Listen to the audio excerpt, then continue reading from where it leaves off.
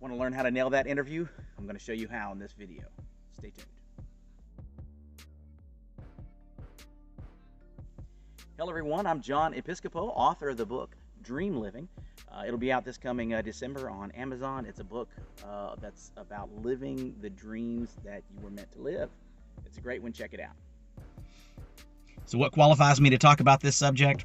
Well, before I was an entrepreneur, I used to work in the banking industry, and my most previous role was over a training and quality department, but also I had responsibilities in recruiting. So I did a lot of interviews on a regular basis, responsible for the hiring of lots and lots of employees in our area.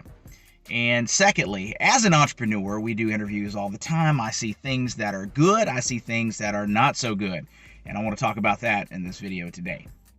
I do believe to do this particular topic justice, we're going to need to do several videos. This will probably need to be a series, but let's go ahead and start with the first thing.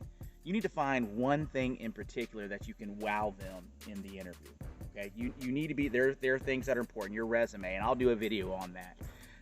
The way that you communicate and all of that. There's different things. The way that you dress. There's things that are important in a job interview. But let's talk about the wow factor real fast. And I believe the best way to do that, to explain to you how this works, is through a personal story. Years ago, I was working at an international bank as a global resourcing consultant. And there was a position available at a very, very large brokerage house in New York that had me responsible for training folks all across the Southeast, and I wanted that position. I wanted that next role, right, to be over that training. So they invited me to fly up to New York, and I'd been to New York before, but only like in passing through JFK as I'm going to other trips across the pond, but I'd never actually been in New York. Well, this particular place is, it's on Wall Street, and it was awesome. There was a wow factor there when I got there that they wowed me, and they did it on purpose. The hiring manager, I went to meet with him, and in his office, we're talking, and over his shoulder is literally the Statue of Liberty. And again, coming from Florida, that was cool. And I just smiled and I said, man, that's awesome. And he looked, he said, oh, that? He said, yeah, that's pretty cool. Well, what was funny, as I found out later, that wasn't even his office.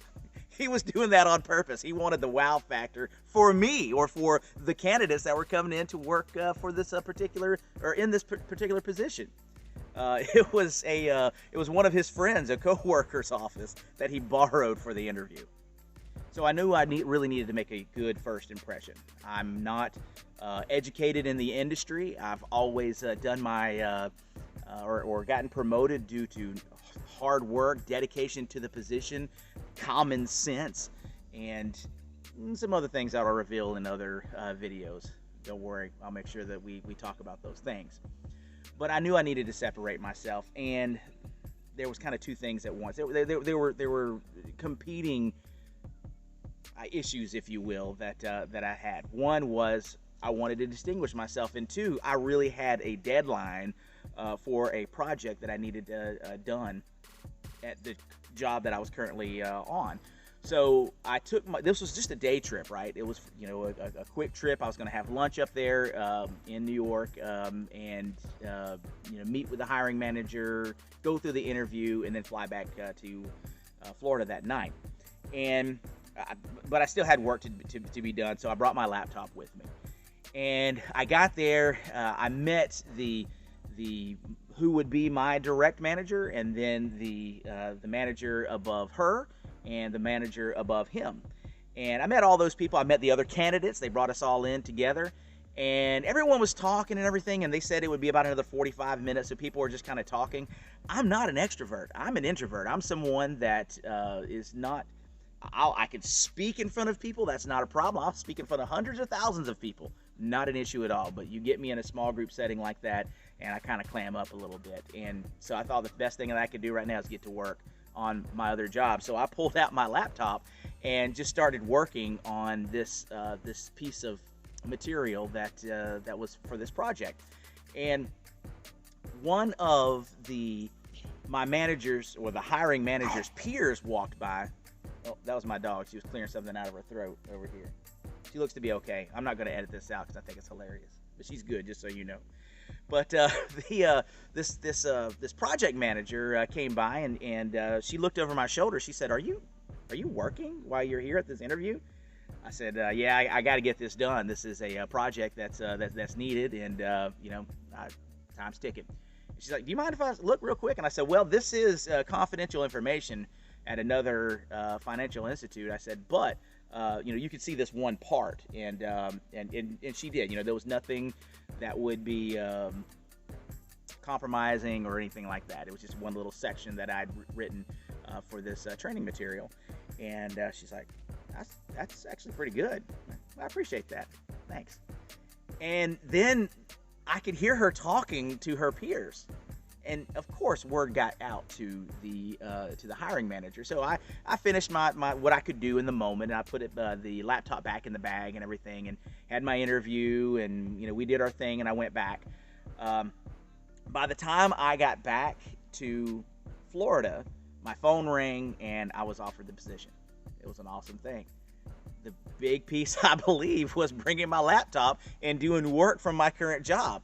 Yes, I used it as a tool. I mean, I'm just being honest. It was a tool. It was a tactic. It paid off big time. But I really did need, it was both. I really did need to get the work done. But, look, I wanted to show them that I was a go-getter, and that even at a job interview, I was still committed to my current job. And they respected that. They appreciated that. And I got the job. And by the way, this job was paying at least, if I'm not mistaken, it was going to be a bump, or not going to be, it was a bump of about $25K more than what I was currently making. You can't beat that at all. So I hope this helps you. I hope that you take that story and figure out a way that you can do the same thing. Now, maybe you're not going to be able to do the work of your other job in front of them to see, how good you are, or your dedication, or anything like that. But is there something you can do to wow them? Is there something, it could even be your personality.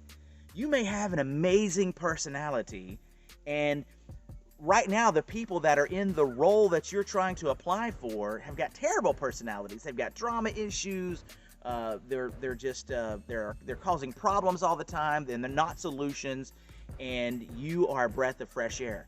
Let that out. Let them see that, and it will help. It certainly won't put you further down. It will bring you further up. So I highly recommend you try that. Figure out something that you can do that's a little bit different, that sets you apart. If it's not your resume, if it's not your educational background, then it's you. It's the way that you present yourself, how you do it. So I hope you got something out of this. If you like these kinds of videos, make sure you leave a comment, let me know, leave a like, and this will help me as I continue to plan for other videos just like this. I've got so many things out here that are ready to go, but it's very, very important to make sure that we get what you want to see. All right, so we will see you next time. Thanks for watching.